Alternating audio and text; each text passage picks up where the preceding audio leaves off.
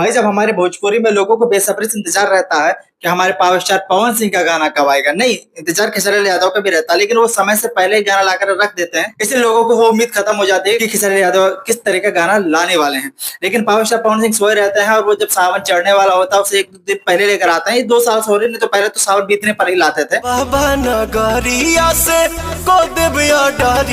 अब इतने इंतजार के बाद, इतनी बेसब्री से इंतजार करने के बाद, इतना ध्यान लगाने के बाद वो इस तरीके का गाना लेकर के आते हैं। आप देखिए तो पहले हरियारा चुड़िया खातिर जानी। भाई साहब ये सच में एक बोलबम सॉन्ग है जिस चीज के लिए आप जाने जाते हैं। नहीं, आप खुद से अपने दिल पर हाथ रख कर ये बता दीजिए कि ये आपका गाना है। नहीं, मुझे तो ये लग रहा है कि ये गाना पिछले साल का शूट हुआ रखा होगा और ला करके अभी भी इनका कोई गाना तैयार नहीं, इसलिए लाकर वही गाना पटक दिए। सोचे लो पहला ही गाना जल्दी चलता उसको चला ले जाएंगे। ये प्रॉपर एक लोकगीत है, इसे हम बोलबम सॉन्ग कह ही नहीं सकते। अगर आप बोलबम सॉन्ग कहना है तो इस तरीके का सॉन्ग लेकर गए जैसे आप हारमोनिया के हिसाब से जाने जाते हैं, और उस तरीके का गाना लेकर के आएंगे तो हम जानेंगे कि हाँ भोजपुरी में अब बोलबम सॉन्ग आने लगे हैं। ऑलमोस्ट सिर्फ आपकी ही बात नहीं है, केवल पावर स्टार पवन सिंह की बात नहीं है, जितने भी स्टार हैं मैं इसी वक्त स्क्रीन पर वन बाय वन सारा जितने भी अभी तक गाना आया है वो सारे गाने का क्लिप मैं आपको दिखा रहा हूं, और आप बता दीजिए कि कौन सा क्लिप है जिसमें कौन सा गाना ऐसा है जिसमें सच में लग रहा है कि हाँ ये भक्ति वाली फील देके जा रही है।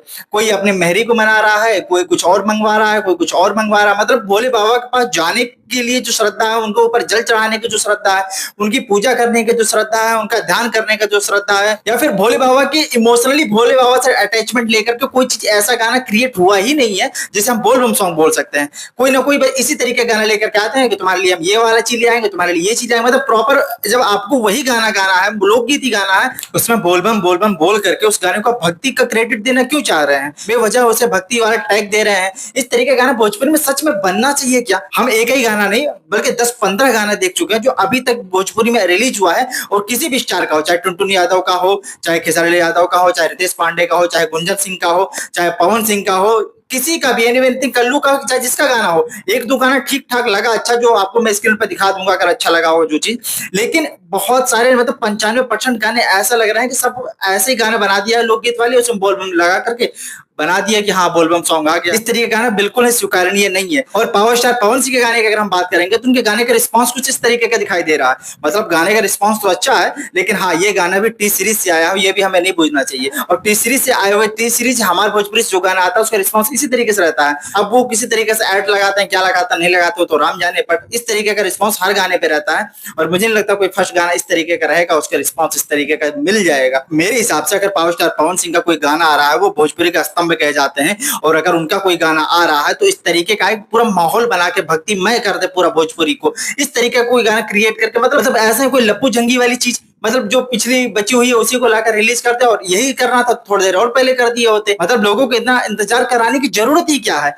जब यही सब करना है तो कुछ भी कर सकते हैं ना। अब इस तरीके गाना, इस तरीके का रिएक्शन पूरे गाने में ये लग रहा है कि वो अपने पार्टनर को ही मनाने के चक्कर में है कि हम बाबा के धाम से ला करके और तुम्हें हरी हरी चूड़ियां देंगे। मतलब ये तो आप समझ लेते हैं ना कि पहले भी गाना बहुत सारे बन चुके हैं, अगर ये बाबा धाम इसमें नहीं जुड़ा होता तो ये लोकगीत हो गया होता। सिंपल सी चीज है, बाकी कुछ तो ऐसा है नहीं ना। और पीछे देख लीजिए महादेव हमारे बैठे हुए हैं, हाथ इनके सामने जोड़ रहे हैं, कान इनके सामने पकड़ रहे हैं, मतलब मना इनको रहे हैं। तो इससे हम किस तरीके से बताएं कि हाँ ये भक्ति गाना है? कोई भी एक तो दायरा बताओ, एक भी लॉजिकली कोई एक ऐसी चीज बताओ आप जिसमें कि हम बता दें कि हाँ ये भक्ति गाना। सिर्फ बोलबम बोलबम का नारा, या फिर पिछले महादेव जो बैठाए हैं सिर्फ इसलिए, या सिर्फ बाबा के धाम का नाम जो यूज किया है सिर्फ इसलिए? भाई साहब बताओ तो आप सही कि हाँ भोजपुरी में अगर आप गाने को बना रहे हो और एक भक्ति गाना का उसमें टैग दे रहे हो तो उसमें कौन सी ऐसी चीज डाले हो आप जिसमें महादेव प्रसन्न होंगे, जिसमें महादेव की बात कर रहे हैं। महादेव वाले ये सारे गाने ठीक हैं, लेकिन आप इस गाने को एक्स्ट्रा में ले सकते हो। मतलब कोई आप अच्छा गाना लेकर के आ रहे हैं, प्रॉपर भक्ति गाना लेकर के आ रहे हैं, अब एक दो गाना आ गया चलो ठीक है, हंसी मजाक मस्ती वाले कोई एक गाना और भी डाल दिया जाता है। एल्बम इस तरीके की भी चलती है क्योंकि लोग बाबा धाम से भी मंगाते हैं ये सारी चीजें। लेकिन ये पहला ही गाना, मतलब समझ रहे हो कि आप सीधे उम्मीद पर पानी फेर देना होता। बाकी आपको सच में ये चीज आप नोटिस किए या नहीं किए, आप कमेंट बॉक्स में बता दीजिएगा। मुझे तो गाना अच्छा नहीं लगा, ऐसा नहीं कि गाना बेकार है, पर मुझे अच्छा इसलिए नहीं लगा क्योंकि हमारा जो एक्सपेक्टेशन थी कुछ और थी, इस वजह से मुझे नहीं अच्छा लगा। बाकी महादेव का गाना है तो प्रणाम है, और मिलते हैं अगली वीडियो में कोई नए फैक्ट के साथ। तब तक के लिए इजाजत दीजिए। आपका कोई ओपिनियन है तो कमेंट बॉक्स में दाग दीजिएगा। मिलते हैं अगली वीडियो में कोई नए फैक्ट के साथ। तब तक के लिए इजाजत दीजिए। जय हिंद।